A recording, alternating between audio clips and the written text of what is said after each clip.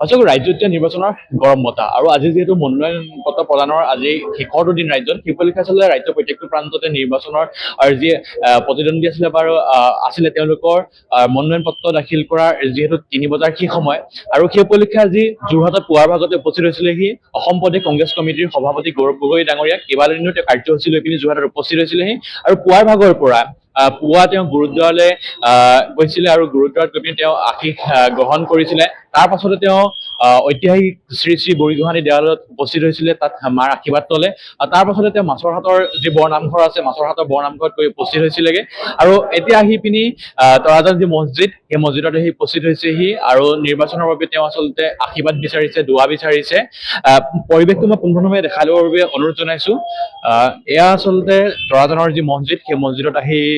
উপস্থিত হৈছেহি অসম প্ৰদেশ কংগ্ৰেছ কমিটিৰ সভাপতি গৌৰৱ গগৈ লগতে তেওঁৰ যিসকল সমৰ্থক আছে সেই সমৰ্থকসকলো অহা পৰিলক্ষিত হৈছে পৰিৱেশটো দেখা লৈছে মোৰ সতীৰ্থই এইদৰে আচলতে ৰাইজৰ লগত তেওঁ মত বিনিময় কৰিছে লগতে আশীষ বিচাৰিছে এই নিৰ্বাচনত তেওঁ যাতে সফল হয় সেইবাবে তেওঁ দুৱা বিচাৰি আহিছে আশীষ বিচাৰিছে আৰু এইদৰে যোৰহাটৰ বিভিন্ন প্ৰান্তত আজি কেইবালানিও কাৰ্যসূচী লৈ তেওঁ উপস্থিত হৈছেহি আৰু ইয়াত দেখিবলৈ পাইছে তেওঁ আচলতে প্ৰাৰ্থনা জনাইছে যাতে এই নিৰ্বাচনত তেওঁ সুকলমে তেওঁ মনত যি আশা পালি আহিছে সেই আশা যাতে সফল হয় আৰু ইয়াৰ পাছতেই তেওঁ জেল ৰোডত অৱস্থিত মিছন হস্পিটেলৰ যি চাৰ্চ আছে সেই চাৰ্চত উপস্থিত হ'বগে আৰু তাৰ পাছতে তেওঁ উপস্থিত হ'ব যোৰহাটৰ ষ্টেডিয়ামত আৰু ষ্টেডিয়ামত উপস্থিত হৈ এখন তেওঁ সভা আয়োজন কৰিছে আৰু সেই সভাত তেওঁ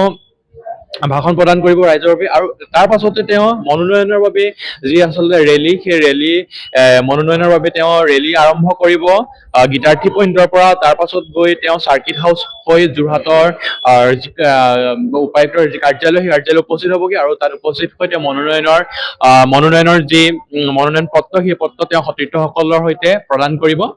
এয়া পৰিৱেশ আচলতে তৰাজান মছজিদৰ পৰা এয়া দেখিবলৈ পাইছে তৰাজান মছজিদৰ পৰা অসম প্ৰদেশ কংগ্ৰেছ কমিটিৰ সভাপতি গৌৰৱ গগৈ লগতে কংগ্ৰেছৰ তেওঁৰ যি সমৰ্থক আছে যোৰহাটৰ যিসকল সমৰ্থক আছে এই সমৰ্থকসকলে আচলতে পুৱাৰ পৰা ভিৰ কৰা পৰিলক্ষিত হৈছে কেইবাদিনীয় দীঘলীয়া কাৰ্যসূচীৰে যোৰহাটত আজি পুৱাৰ ভাগতে তেওঁ উপস্থিত হ'ল ইতিমধ্যে আমি কাৰ্যসূচীখিনি অৱগত কৰিছোৱেই আৰু ইয়াৰ পাছতে মিছন হস্পিটেলৰ যি চাৰ্চ আছে সেই চাৰ্চত তেওঁ গৈ উপস্থিত হ'বগে আৰু এইদৰে নিৰ্বাচনৰ বাবে আচলতে পূৰ্ণগতিত প্ৰস্তুতি চলোৱা দেখিবলৈ পোৱা গৈছে যোৰহাট সমষ্টিৰ পৰা অসম প্ৰদেশ কংগ্ৰেছ কমিটিৰ সভাপতি গৌৰৱ গগৈয়ে সময়ৰ খবৰ সময়ত পাবলৈ ফলো কৰক টাইম অফ আছাম।